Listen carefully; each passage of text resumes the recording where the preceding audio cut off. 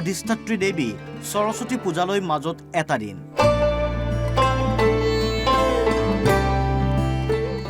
বাগদেৱীৰ বন্দনাৰে মুখৰিত হ'ব বিদ্যালয় মহাবিদ্যালয়।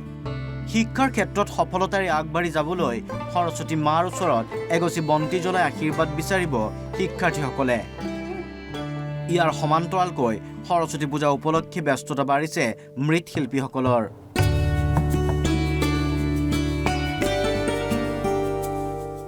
গহপুৰৰ মা কালী শিল্পালয়ত প্ৰতিমাত অন্তিম পৰশ দিয়াত ব্যস্ত মৃৎশিল্পী। লখিমপুৰ, তেজপুৰ চুবুৰীয়া ৰাজ্য অৰুণাচল প্ৰদেশলৈও মূৰ্তি যোগান ধৰিছে মা কালী শিল্পালয়ে। চামুগুৰিতো মৃৎশিল্পীসকলৰ মাজত অন্তহীন ব্যস্ততা। চামুগুৰিৰ ৰঙাগড়াৰ 4খন শিল্পালয়ত প্ৰতিমাত অন্তিম পৰশ দিয়াত ব্যস্ত মৃৎশিল্পীসকল। ইফালে এইবাৰ 100ৰ পৰা 150 টকা দাম বৃদ্ধি হৈছে মৃন্ময় মূৰ্তিসমূহৰ।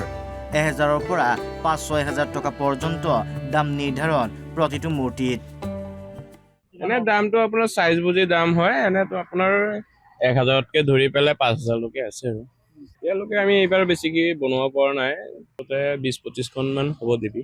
এইটো আমাৰ আপটো নগাঁও জিলাৰ মধ্য অসমৰ বিভিন্ন প্ৰান্তৰ পৰা আহে। মালৰ হিচাপত মানে যেনেকুৱা এইটো মূৰ্তি এটা ৰেট আছে, সৰুবিলাকৰ এটা ৰেট আছে, এনেকুৱাই আৰু দাম আছে আৰু সৰুৰ পৰা আছে আৰু 1000 টকাৰ পৰা ষ্টাৰ্ট আছে। 1000 টকাৰ পৰা ৰাজ্যৰ অন্যান্য প্ৰান্তৰ সমান্তৰালকৈ ধুবুৰীত চলিছে সৰস্বতী পূজাৰ প্ৰস্তুতি। গৌৰীপুৰ মা শীতলা কাৰখানাত এইবাৰ 80টাকৈ প্ৰতিমা নিৰ্মাণ কৰিছে শিল্পীসকলে। প্ৰতিমাসমূহত শেষ পৰশ দিয়াত ব্যস্ত মা শীতলা কাৰাগাৰৰ মৃৎশিল্পীসকল। কিন্তু প্ৰতিমা নিৰ্মাণত হোৱা পৰিশ্ৰম, কষ্টৰ বিপৰীতে উপযুক্ত মূল্যৰ পৰা বঞ্চিত হোৱাৰ অভিযোগ শিল্পীসকলৰ। দাম কেনেকুৱা ক'বলৈ গ'লে দুখ লাগে এইটো কথা, কাৰণ আমি দামটো পোৱাই নাই। যেনেকৈ আমি পৰিশ্ৰম কৰি থাকোঁ, এইবিলাক আমাৰ লগত আৰু মানুহকেইজন লৈ আমি টোটেলি 10জনমান আছোঁ। ইয়াত নিবনুৱা ল'ৰাবিলাকে সিহঁতেও এইটো কৰিয়ে পৰিয়ালটো চলাই থাকে, আমাৰ লগতে যোগদান কৰি আছে কামত। কাৰণ আমি মানে পৰিশ্ৰম হিচাপে মূল্যটো আমি পোৱা নাই।